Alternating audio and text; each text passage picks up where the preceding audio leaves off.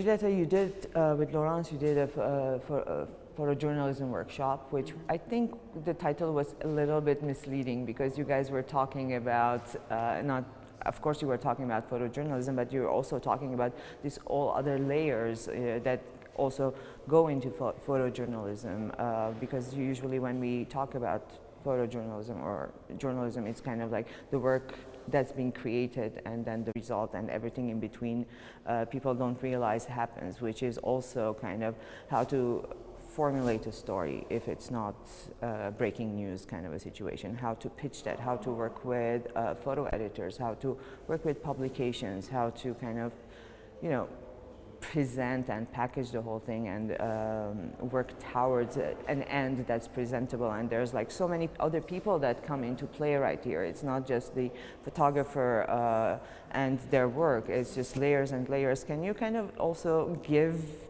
a wrap up of those layers that you talked about or discussed during the workshop? Yeah, we talked that during the workshop it was important to say that it's not only about the news itself. It's not about what is happening and when and what and how and when, but it's also about all the stories that are around it. And what is important is to have a look at them and decide if to include in the story itself that you're going to pitch to our site different publications, so newspaper, magazines, media outlet, international ones. And what it was important was to discuss with the local photographers and the local journalists how to build layered stories that could be explicative or evocative of the situation to the international media. So to discuss how we could tell a story, not just to give response or give answers, but to ask the right questions to an international audience.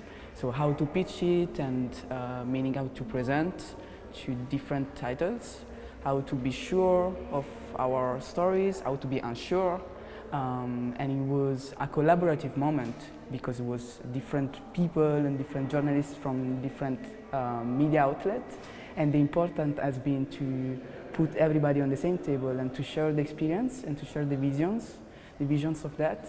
And our aim in the workshop was exactly that. It's not only to tell one side of the stories, it's to tell the common side of the stories. So yeah, we try to evoke the need and we try to evoke the right questions and to share our experience as photo editors and editors from our different positions. Because a lot of the time here, what I get as an editor at EVN is if it's any kind of a visual story, it's already a prepared story and they've done it on their own. They just like, here it is, do you want it or you don't want it? And a lot of the time where the problem with that is that, yes, I would like to have had the story done by you, but not this one that you're presenting. So this whole need of, let's see what else you have, let's see if we can reassemble this story, retell it. But with photography especially, it's not like text. You cannot rewrite. Once the photo is done, when it's taken, so there, it's very limited. So I do feel like the pitches we get, the lack of that understanding that maybe let's discuss this with the editor first, and maybe let's have this collaborating brainstorming as what the message should be. And it's not just like, let me randomly show up and take the photos and then put them together in a series and present. So it's a lot of the time why we say no is exactly this. It's incomplete, it's maybe sometimes sloppy, and there's no room for much editing. Or is there room for much editing? This is something I'm asking for myself because it's always about a matter of relationship. So it's a matter of trust between the editor and the photographers. So the photographers need to trust the editor and the editor the photographers. But what you're saying is right. It's always about, if I pitch something to you, in a moment when it's closed and it's done, it's finished, the chance is very reduced to you to make your story as well for your own media. And that's exactly one point that we wanted to highlight. So creating a relationship, creating a community, creating a moment of trust between the two, between the three, between the four, it's fundamental to build the right story. And you're right, if the story is done as a package, the chance is very Little, little. yes. Because again, it's not only one side. The story is not one. You have many different ways of. Also, there's this other side. I sometimes, if you're too, as an editor, if you're too involved in the story, are you becoming almost like a co-author, or like adding this additional layer to it?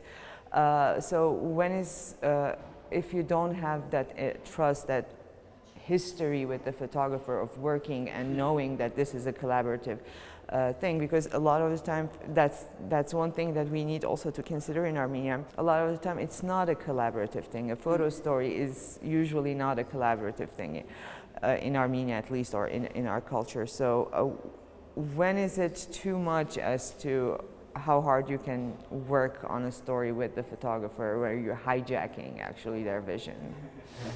It's not, yeah, it could be, that's the danger. It's actually a real danger, because sometimes the situation, it brings to a fastness, so you have to work fast. And we always say that at the moment that you give your edit, it's not yours anymore, because then it's the editors and the publication stuff. So that's a danger, but it's again is a matter of trust. And the good editor is the one who sit down and think and talk with the photographers or with the journalists to build the right stories. But then it's different when you're on assignment or when you deliver a story that is done. When you're on assignment, you have this moment. And when you deliver the story, that's the role of the good editor and photo editor, to take the time. So, and one more question. Again, I'm so good taking advantage of the situation here and asking what I want to know. Photo editors also, a lot of time, you work with archives. Yeah. And I also have had this experiences where here the photographer is not involved anymore, and you're building the story based on the archive. So how does this work, and is it much different? Because, for example, you work at Magnum Paris, and when I was much younger and very into photography, Magnum Photos had on their website this daily selection.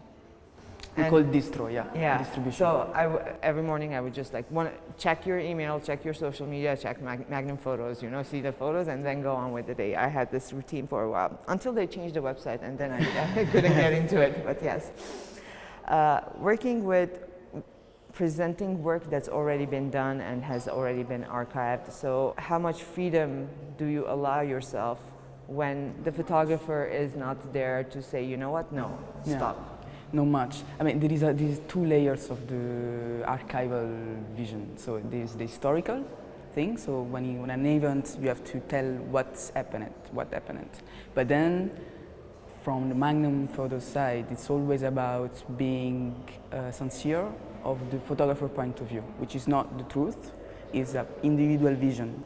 And it's admitting that, respecting that, but also protecting that. So we have a look at the archive, but always taking in consideration who was the photographer, why he was there, and what was his edit.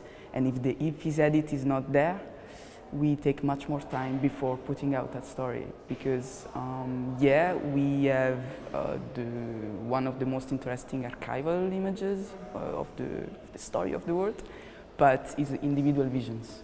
So it's not only witnessing what's happening, it's really what the photographer sees. So it's interesting. This is basically what I'm thinking about. When the photographer is there and you're working with them, let's say on assignment, you have so much more freedom to almost affect the vision. And we, editors, more considerate of what the photographer's vision is once the photographer is not there. So we're basically almost also kind of projecting a vision onto them and following that, because we cannot check for sure that that's exactly what they're thinking or what they're doing, but so we project this vision onto them, while if we're collaborating with the photographer on the spot, we impact the vision. It's kind of, we need to talk about this. Yeah, it's a delicate lot level to put together sometimes. Anyway, thank you, and usually never it's conclusive, any interview, so let's continue talking. Yeah, we will, we need it. Thank you.